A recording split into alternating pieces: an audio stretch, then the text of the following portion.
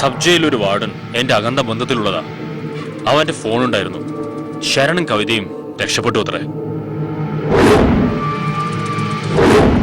അവർ മാത്രമല്ല രക്ഷപ്പെട്ടത്, ഒപ്പം കാലകേയനും സൈത്താൻ ബാപ്പുട്ടിയുണ്ട്. കാലകൃത്തി പറഞ്ഞത് എന്നിട്ടിപ്പോ ശരണും കാലകേയനും സൈത്താനും ഒന്നിച്ചു നിന്നാൽ അത് നമുക്ക് പ്രശ്നം തന്നെയാ. കാലകേയനും സൈത്താനും ആണെങ്കിൽ പക്ക ക്രിമിനൽസ്. ജയിൽ ചാടുന്നത് അവർക്ക് പുത്തരിയൊന്നുമല്ല. പക്ഷെ ശരൺ കവിതയും കൊണ്ട് രക്ഷപ്പെടണമെങ്കിൽ തക്കതായി എന്തെങ്കിലും കാരണം ഉണ്ടാവും. അതെന്താണെന്ന് എന്റെ അഘോരമൂർത്തി പറഞ്ഞു തരും. അഘോരമൂർത്തി പ്രത്യക്ഷ പ്രത്യക്ഷ പ്രത്യക്ഷ പ്രത്യക്ഷ പ്രത്യക്ഷ പ്രത്യക്ഷ.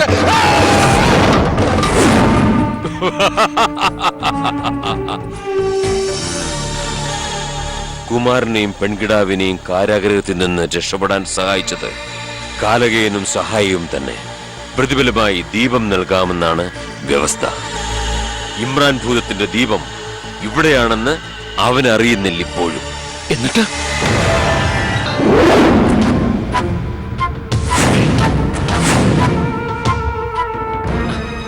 ഇവരെങ്ങോട്ടേ പോകുന്നത്? പിന്തുടരുന്നു. പിന്തുടരുകയോ? ആരെ? കണ്ടുകൊള്ളുക.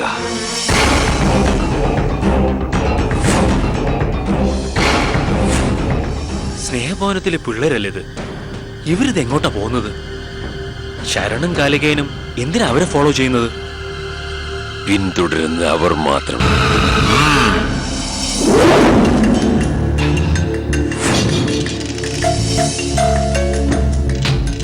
എല്ലാരും എങ്ങോട്ടാ പോകുന്നത്?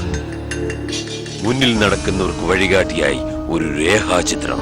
പിന്തുടരുന്ന ശരണിന്റെയും കാലകേയന്റെയും ലക്ഷ്യം അവരിൽ നിന്ന് ദീപത്തെക്കുറിച്ച് അറിയുന്നത്. ബാലകർക്ക് അടയാളം ഒരശരീരി. എങ്കിലും എല്ലാവരും ഒടുവിൽ ഒരേ ലക്ഷ്യത്തിലെത്തും. ഏത് ലക്ഷ്യത്തിലാ അവരെത്തിച്ചേരുക? ചെല്ലുക, അവർക്ക് പുറകെ ചെല്ലുക. ലഭിച്ചാൽ നേട്ടം.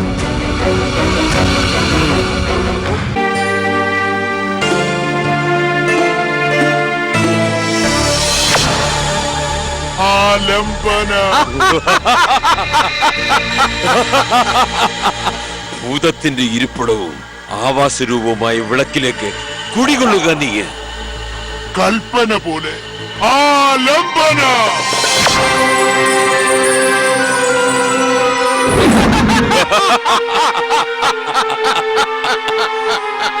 ഈ ഭൂതവും വിളക്കും ഒരിക്കലും നമ്മുടെ കൈവിട്ടു പോയിക്കൂടാ. അതിനായി നമ്മൾ എന്താണ് ചെയ്യേണ്ടത്? ഗ്രഹണനാളിൽ 4-ാം യാമത്തിന്റെ അന്ത്യത്തിൽ പൂജാതയായവൾ തിരിച്ചറിവിന്റെ മണ്ഡലത്തിലേക്ക് ബുദ്ധി പൂർണ്ണമായും പ്രവേശിക്കാത്തവൾ, ലോക കപടതയുടെ മ്ലേച്ഛ ശബ്ദം കാതിൽ പ്രവേശിക്കാത്തവൾ, പുഞ്ചിരിക്കുമെങ്കിലും നാവാടാൻ കഴിയാത്തവൾ, കളങ്കരഹിതയായ ബാലിക. ഇത്തരത്തിൽ അങ്ങ് പറയുന്ന ഒരു ബാലിക എവിടെയുണ്ട്? ഉണ്ട്, അങ്ങനെ ഒരുവളുണ്ട്. പൂജാതി കർമ്മങ്ങൾക്ക് ശേഷം ആ നിഷ്കളങ്കയായ കുഞ്ഞാടിന്റെ രക്തത്തിൽ ഈ അത്ഭുത വിളക്കിനെ സ്നാനപ്പെടുത്തി രക്തപുഷ്പത്താൽ അർച്ചന നടത്തി നമ്മിലേക്ക് ചേർത്ത് പ്രതിഷ്ഠിച്ചു കഴിഞ്ഞാൽ ഒരിക്കലും ഒരിക്കലും ഭൂതത്തിന് നമ്മെ വിട്ടുപോവാൻ കഴിയില്ല. ആർക്കും നമ്മിൽ നിന്ന് വിളക്ക് അപഹരിക്കാനാവില്ല. അങ്ങ് പറഞ്ഞ ലക്ഷണങ്ങളോട് കൂടിയ ബാലിക അങ്ങനെ ഒരു മിണ്ടാപ്രാണി എവിടെയുണ്ടെന്ന് അറിയിച്ചാലും വീരസിംഹൻ അവളെ ഇവിടെ എത്തിക്കും. അതാ അവൾ പെറ്റമ്മയുടെ പിന്നാലെ ബാല കൗതുകത്താൽ തുള്ളിത്തൂകി ആരിലും കൗതുകവും വാത്സല്യവും ഉണർത്തി ചാഞ്ചാടി ഓടുന്ന ഇളമാൻ കുട്ടി.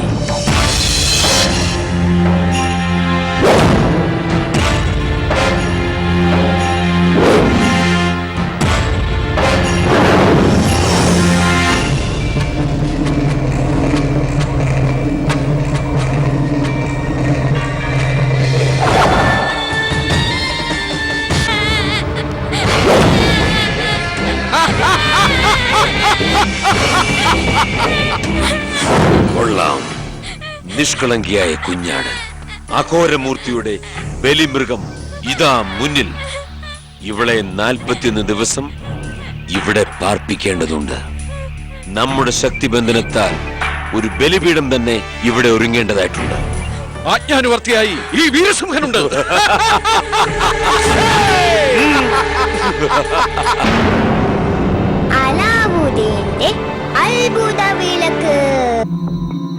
പെൺകുഞ്ഞിനെയും ഇമ്രാനെയും എങ്ങനെയാണ് മോചിപ്പിക്കാൻ കഴിയുക? അവ്യക്തമായാണ് ഞാൻ കണ്ട കാര്യങ്ങൾ. ഹുസൂർ, അങ്ങ് വ്യക്തമായി തന്നെ കണ്ടോളൂ ബാലികയുടെ അവസ്ഥ.